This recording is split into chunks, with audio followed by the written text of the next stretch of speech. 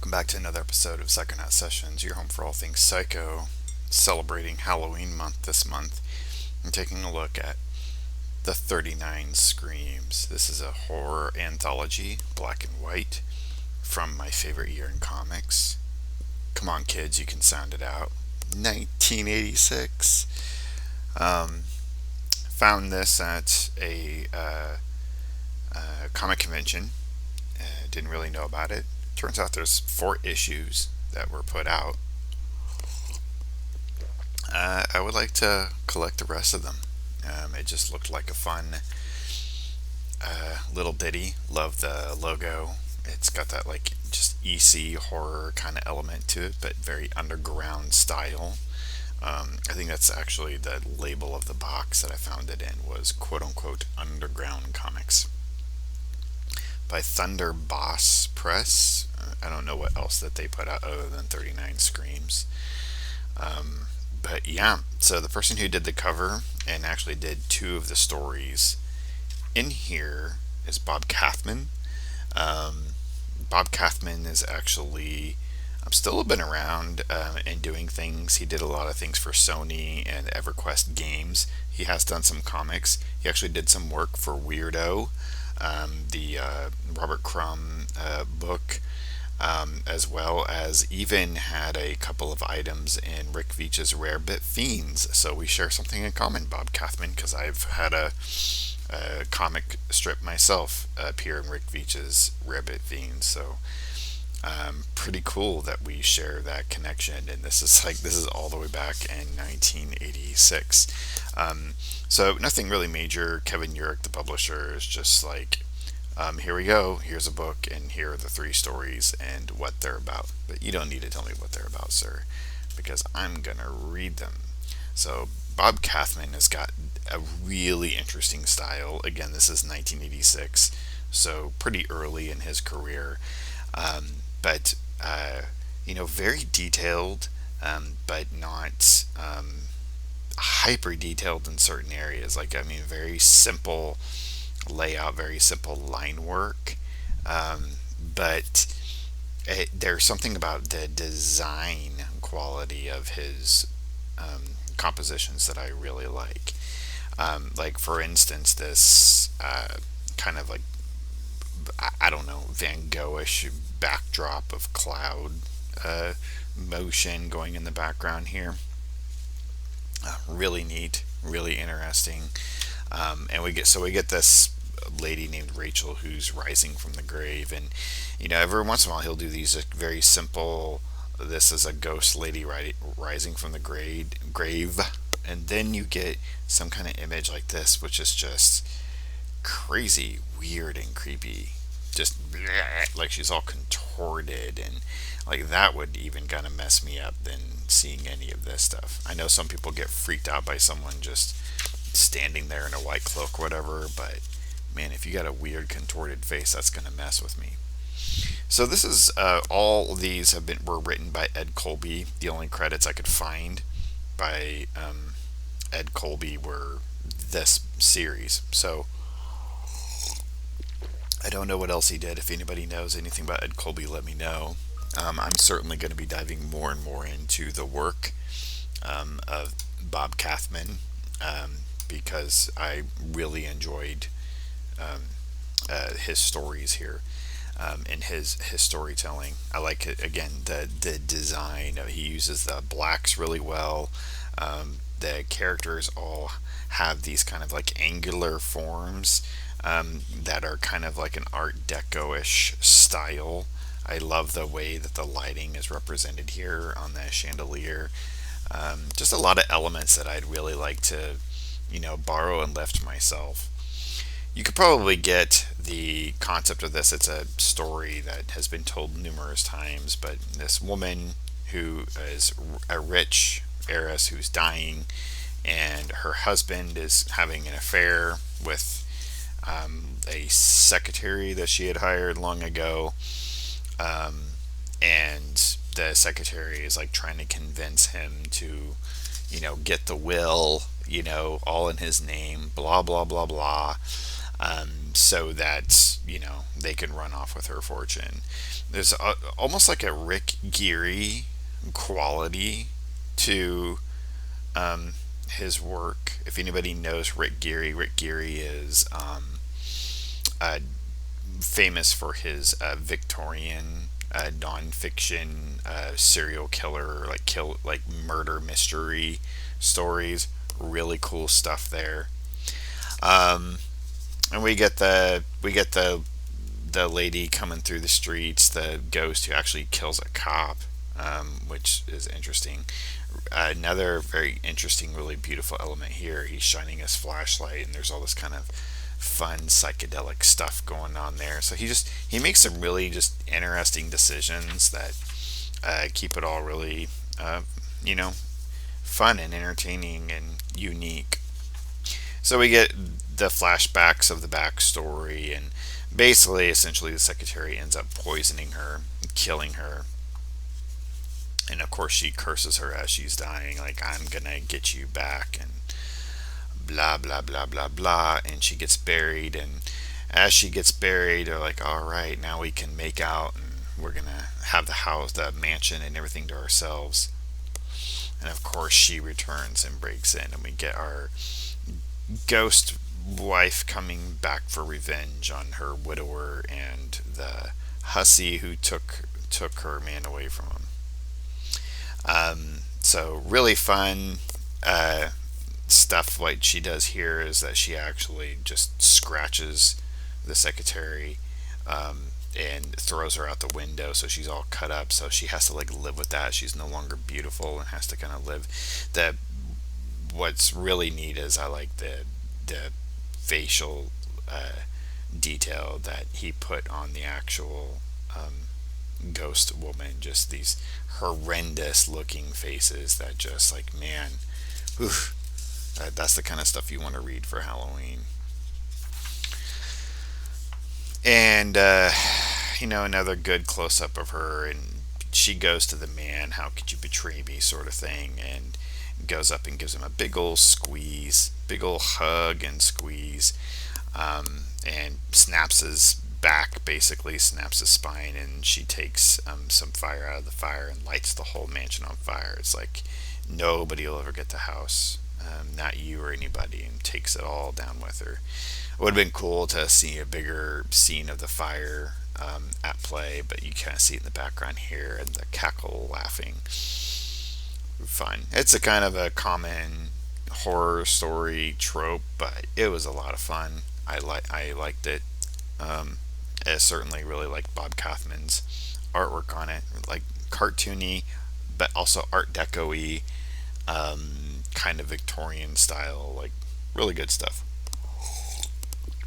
Next story is drawn by what was his name? Steve Blickenstaff. So I will not. I will link Bob Kaufman's recent social media and website information, as well as Steve Blickenstaff, because they're still out there. And Steve Blickenstaff stuff is really cool. He has let's see, what was he doing? He was doing this recent thing that I'd look up, so called The Cramps. It looks like it's still very horror centric, very what am I trying to say? Oh my gosh, it did the not Garbage Pail Kids, but oh my god, I know who it is, and it's one of my favorite people. But I just can't think of it right now. Darn it, I'm a horrible host. But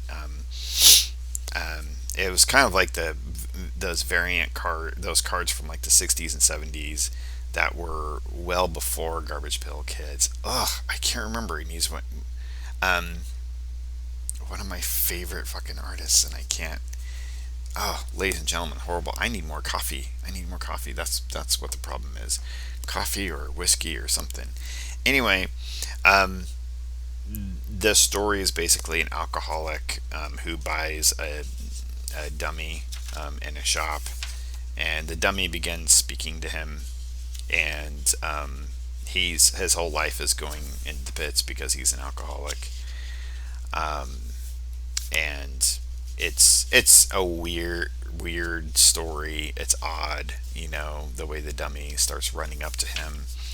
And what is doubly odd is like there are like quite a few pages. There are like one, two, three, four, close to 5 pages where he just goes and has dinner with his family. The dummy isn't present at all, and it's just him experiencing dinner with his family, and his dad being disappointed in him, and he's just being all pleasant, and that's it. It's a really weird choice by Ed Colby for this story. Nothing really happens coming out of that at all. The end result is he has a conversation with the mummy at the end, and the mummy, he wakes up one morning, the mummy has hanged himself.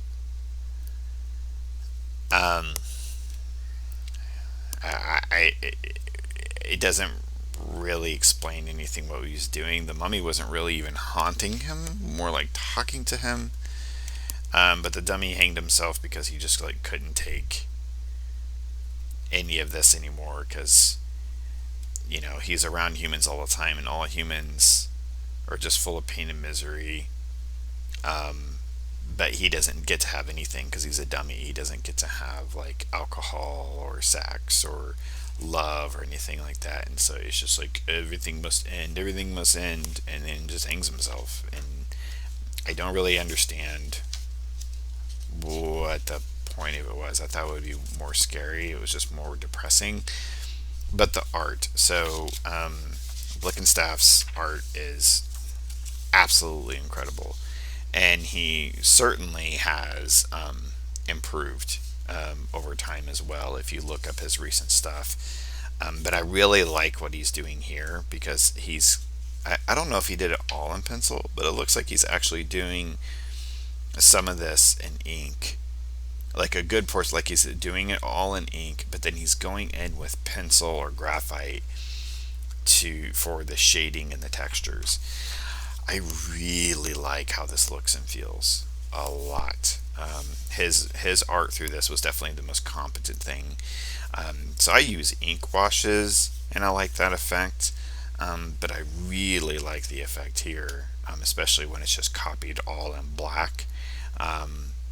Because I don't know, it just has this texturized quality that I really enjoy.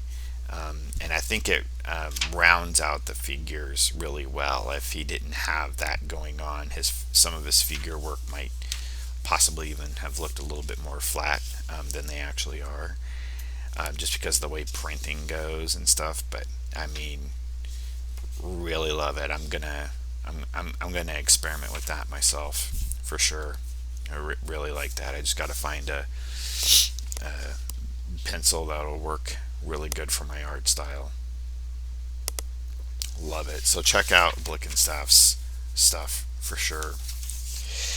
But yeah, wasn't that impressed with that story. And then this story, it's another Bob Kaufman, Ed Colby team up, just like the beginning.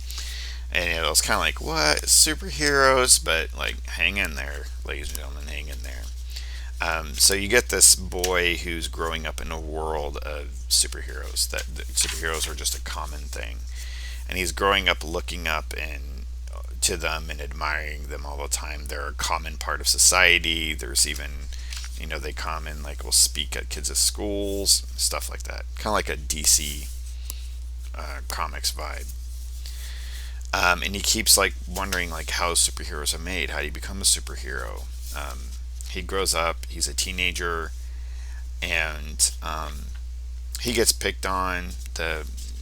He tries to ask out the popular girl. She turns him down. He gets bullied, and he's like, "Enough's enough. I'm gonna try to become a superhero." So he does everything possible to study up and figure out like what makes superheroes. And after studying, like gamma rays, turns out have been known to give persons great strength, the power of elasticity, or other superpowers. Like gamma rays, that's it. So he goes to a secret military installation site, and he goes up to the gamma bomb and waits up next to the gamma bomb. And boom, it explodes, and he's just torn asunder. Alas for Danny, it was not meant to be. And that's the end. I was like, well, okay. Not bad, Mr. Colby. 2 out of 3 in terms of the stories and storylines for this. 3 out of 3 in terms of the art. I really love the art all the way through. Notice how Kathman's art definitely looks different in this compared to the first story. So he's definitely tailoring it to the specific story need, which I really like. I try my best to do that myself. My artwork when I'm drawing superhero stuff definitely looks different than when I'm drawing like Simon Myth or some other kind of story. Tailor the style to the need is what I say. And I thought this was neat.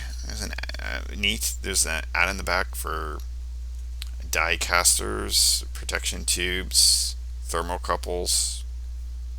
It's like if that's where you live and that's people are willing to advertise and support local thing, and they're all about supporting the arts.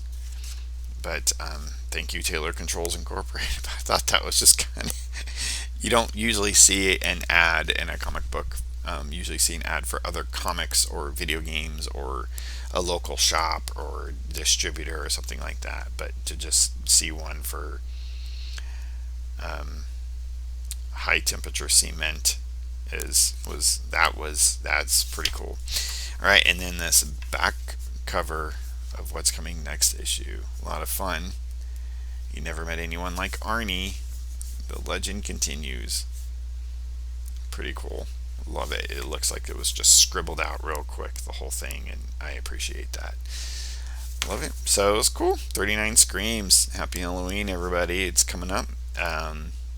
Or if you're me, Halloween is every day.